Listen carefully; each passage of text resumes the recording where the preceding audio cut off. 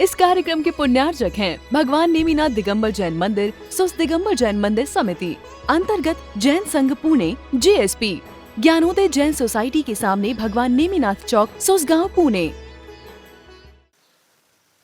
कोई मंत्र भी कार्य करता है, पर उससे ज्यादा बहुत अच्छे तरीके से कार्य करता है जो लाइव रोल मॉडल हमने अपनी लाइफ में बना करके रखा है। उसे जब हम सर्वांगीण देखते हैं, पूरा देखते हैं, हर एक्टिविटीज को देखते हैं, तो वो ज्यादा इम्पैक्टफुल होता है, वो ज्यादा इफेक्टिव रहेगा। जब हमने कही थी अरिहंत सिद्ध, उसमें भी विजुलाइज करना पड़ेगा क्योंकि हमने रियल लाइफ में कभी देखा ही नहीं। हमने सिर्फ पढ़ करके अथवा सुन करके उस प्रकार का धारणा अपने भीतर बैठा ली है कि वो ऐसे व्यक्तित्व थे, ऐसे थे।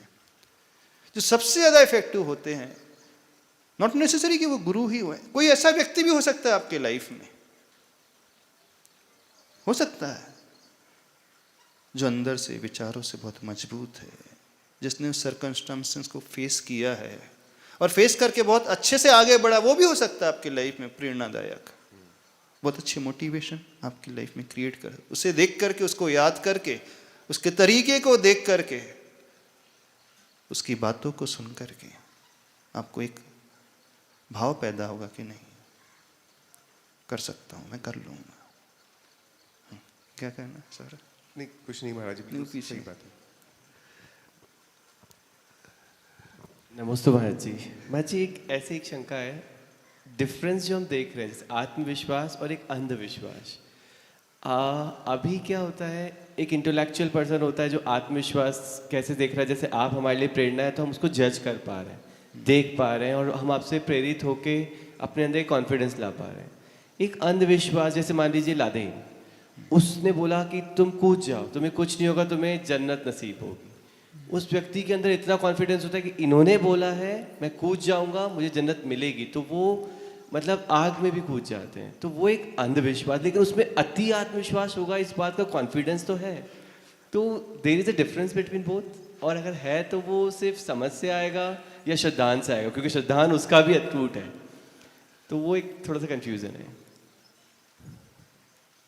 आपने जिसका एग्जाम्पल दिया, हाँ, उसकी बात सुनकर के लोग बहुत सारे हाँ कर जाते खुद हैं। देखा हमने, लाइव एग्जांपल्स देखे हैं, वीडियोस देखे हैं, तो आई वाज जस्ट थिंकिंग कि कैसे पॉसिबल है, किसी ने बोला इतना, या तो उसका श्रद्धान इतना, जिसे अंधविश्वास भी कह सकते हैं, और उसके अंदर इतना कॉन्फिडेंस आ गया कि ये जो बोल रहे हैं होगा ही होगा।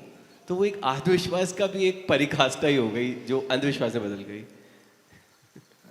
हम जिसके प्रति जैसी धारणा बना लेते हैं बिल्कुल वैसा ही होने लगता है। सब कुछ हमारी उस धारणा शक्ति का ही खेल है। हमने क्या मान लिया है इन्हें। अब कोई व्यक्ति पत्थर की प्रतिमा को देखता है, उसे भगवान दिखता है, किसी को एक स्टैचू दिखता है, बिल्कुल है ना, बिल्कुल। वो इसे स्टैचू देखता है तो उसका आर्ट देखेगा, कैसा आर्ट है, कैसी बनी है, कलर देखेगा, शेप देखेगा, आकार प्रकार देखेगा, उसके लुक्स दिखेगा। लेकिन जिसकी धारणा है वो उसमें भगवान दिख लेगा।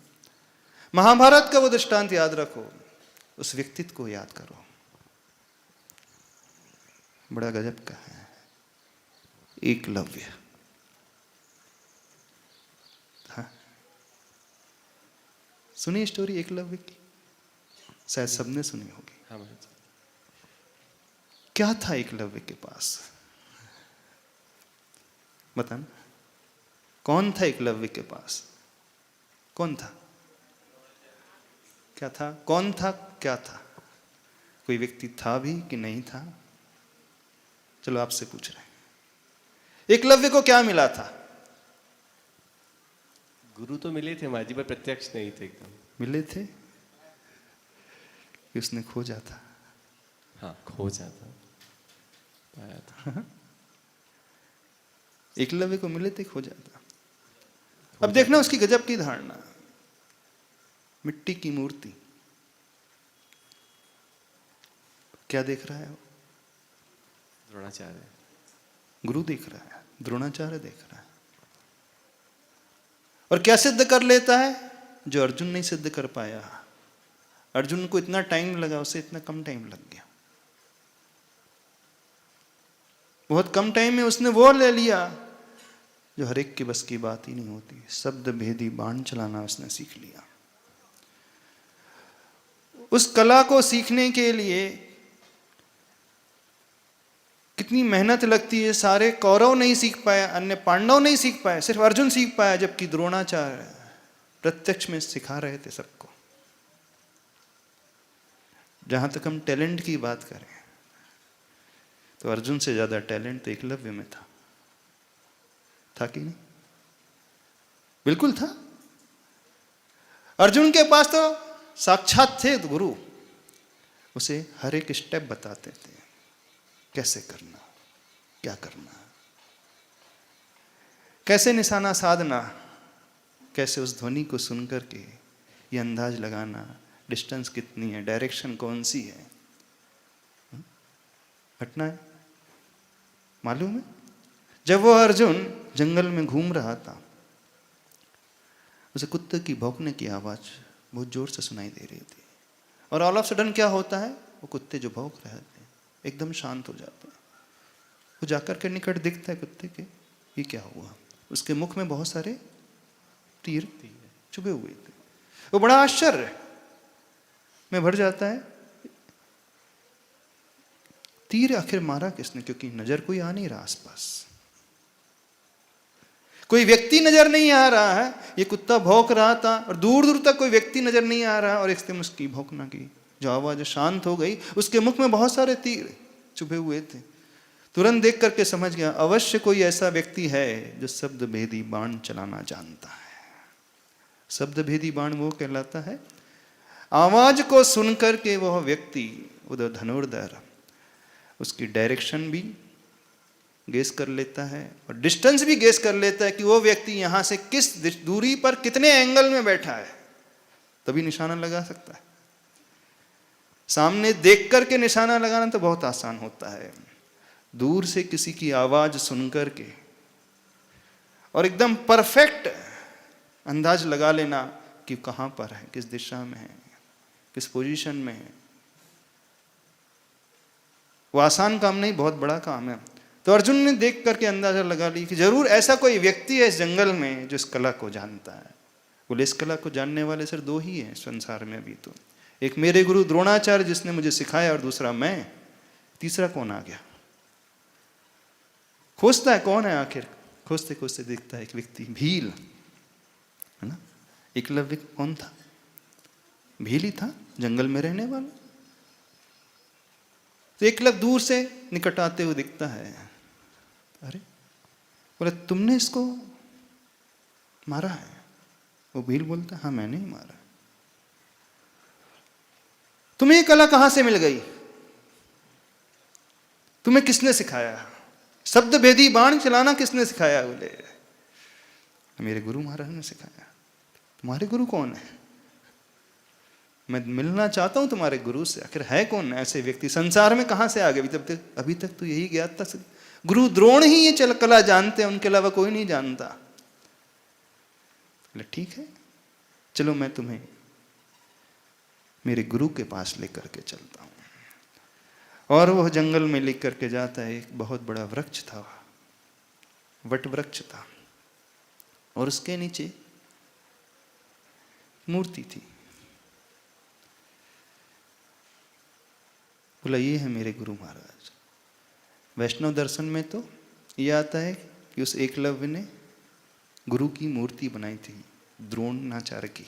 लेकिन जैन दर्शन में ये आता है, ध्यान से सुनना, उसने एक पोल को ही गुरु का रूप दिया था। एक खंबा था, वहीं पे ठूंठ खड़ा था।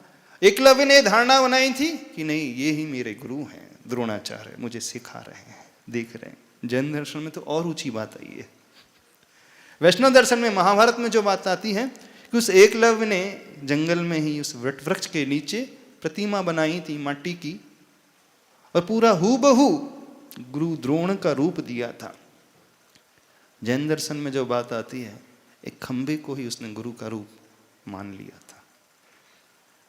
समझना, अब वो जो धनुर्विद्या सीखता है प्रतिदिन, सबसे पहले गुरु को नमस्कार करता है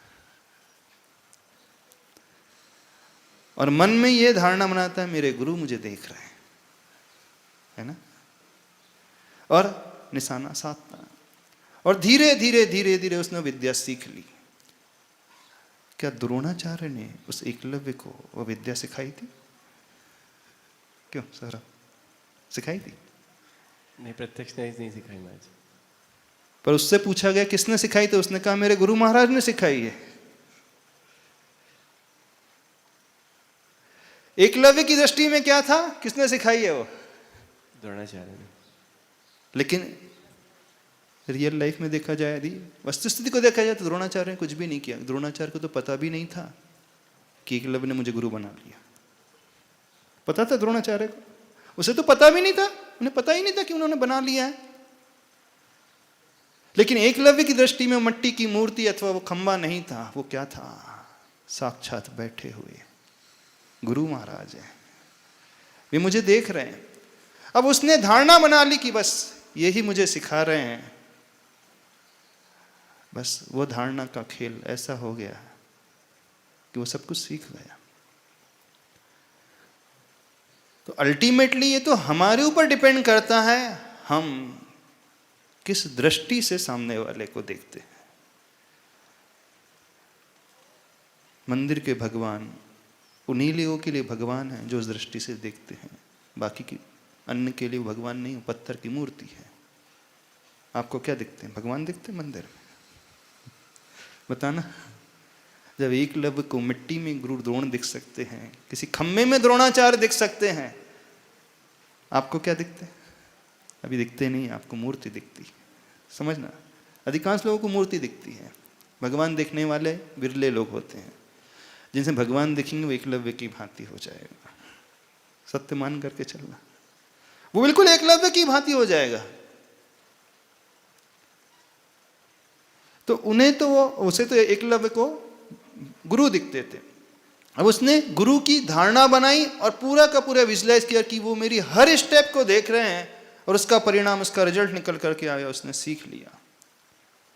जब व्यक्ति किसी के प्रति ऐसी धारणा बना लेता है, ऐसी थॉट प्रोसेस में लिख करके आ जाता है, उसे सब कुछ वही नजर आने लगता है।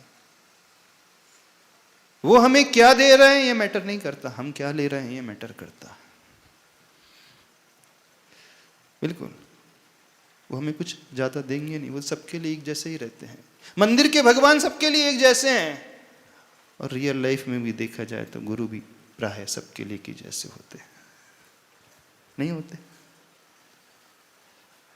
बस अंतर आ जाता है लेने वाले के तरीके में, वो किस दृष्टि से कितना ले लेता है और बहुत बहुत ऊंचा पहुंच जाता है। आप क्लासरूम में 100 की स्ट्रेंथ, 50 की स्ट्रेंथ, टीचर एक ही होता है। उसी टीचर के रहते हुए एक 100 में से 100 मार्क्स ला लेता है, बाकी एवरेज स्टूडेंट्स ही रह जाते हैं। सबको एक ही जैसा डिलीवर करता है टीचर, किसी के लिए कोई पार्शलिटी नहीं करता कोई पार्शलिटी नहीं करता, सबको एक जैसा। लेकिन कुछ एक्सेप्शनल केसेस होते हैं, वो अलग ही कुछ प्राप्त कर लेते हैं, जैसे एकलव्य की भांति। यदि हमने मन में ठान लिया है तो हम अपने आत्मविश्वास को भी उस लेवल तक लेकर के जा सकते हैं। हाँ, लेकिन यह भी फैक्ट है कि हर कोई एकलव्य नहीं भी हो पाएगा, हर एक व्यक्ति उतना ऊंचा नहीं हो पाएगा। इसलिए हमें ऐसे गुरु की आवश्यकता है, ऐसे व्यक्तित्व, ऐसे रोल मॉडल की आवश्यकता है जो अलाइव हो, जो हमें प्रेरित कर सके, जो हमें सब कुछ सिखा सके, जो हमारे उस वीकनेसेस को दूर निकाल करके अलग कर दे, जो हर एक कदम को वो जज करके बताए कि कितना ठीक था, कितना ठीक नहीं था। ऐसा होना चाहिए। यदि आपकी शक्ति, कैपेबिलिटी है तो आप तो मिट्टी में भी गुरु को, भगवान को देख सकते हो। लेकिन सभी इतने एक्स्ट्राऑर्डिनरी टैलेंट को नहीं रखते हैं, नहीं रखते। तो जनरलाइज देखा जाता है तो ऐसा ही होता है। तो यदि कोई हमें ऐसा मिलेगा नहीं, हमें बनाना पड़ेगा। हमने फिर गलत बोल दिया, बनाना पड़ेगा, इस बात को समझना। तो जीवन में एक ऐसा व्यक्ति अवश्य बनाओ जो आपके उस आत्मविश्वास को, जो आपका अपना ही है, जो छिपा हुआ है, उससे परिचय आपको करा दे, बता दे। बिल्कुल बनाना चाहिए। और वो मिल गया या तो उसके गाइडेंस में, और नहीं है तो उसके तौर तरीके को देख करके, उसके जीवन के ढंग को देख करके, उसकी सोच को देख करके, उसके हर कार्य को देख करके, उसके हर चलते हुए कदम, उठते हुए कदम को देख करके, उसकी दृष्टि को देखते हुए हम भी अपने भीतर उस प्रकार का भाव और उन जैसा होने का वो अभ्यास आरंभ करें, तो बिल्कुल हमारा आत्मविश्वास भी उस लेवल तक पहुंच सकता है। अब रही बात वो आपने कहा वो अंधविश्वास, तो वो तो अलग है। उन लोगों ने उस व्यक्ति को उस प्रकार के रोल मॉडल के रूप में देखा, हाँ हो सकता है, ये तो एनर्जी की बात है। व्यक्ति ने गलत डायरेक्शन में यूटिलाइज कर लिया, ये अलग चीज है, लेकिन सही दिशा में करेगा तो व्यक्ति सही बहुत कुछ प्राप्त कर सकता है। मूर्ति एक ही होती है, उसे कोई व्यक्ति किस दृष्टि से लेता है, किसी को कोई व्यक्ति दूसरी दृष्टि से लेता है, लेकिन हमें यह आना चाहिए, और वो आएगा तब पहले हम उस दृष्टि से देखना सीखेंगे अथवा उनको अपने जीवन में बनाएंगे। तो आप लोगों की लाइफ में कोई ऐसा रोल मॉडल है? चलो आपसे पूछ रहे हैं?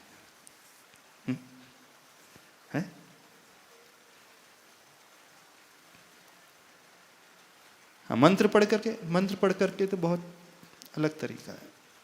जो मोस्ट इफेक्टिव तरीका होता है वो अलग ही प्रकार का होता है। यानी हमें उस व्यक्ति को हर दृष्टि से, उस नजरिए से देखना होगा। संडे को हमने कुछ बात कही थी प्रवचन में, यदि आप लोगों ने सुना हो। यदि हम अपने आत्मविश्वास को जगाना चाहते हैं, अपने भीतर उन जैसी शक्ति पाना चाहते हैं, उन जैसी क्वालिटीज पाना चाहते हैं, तो हमको उन्हें उस सर्वांगीण तरीके से देखना होगा। उनकी नज़र से अब हमें देखना होगा। उनके पैरों को हम अपना पैर बनाएं, उनके हाथों को हम अपना हाथ बनाएं, उनकी दृष्टि को हम अपनी दृष्टि बनाएं, उनके मुख को हम अपना मुख बनाएं। इस कार्यक्रम के पुण्यार्जक हैं भगवान नेमिनाथ दिगंबर जैन मंदिर, सुस्त दिगंबर जैन मंदिर समिति, अंतर्गत जैन संघ पुणे, JSP, ज्ञानोदय जैन सोसाइटी के सामने भगवान नेमिनाथ चौक, सुसगांव, पुणे।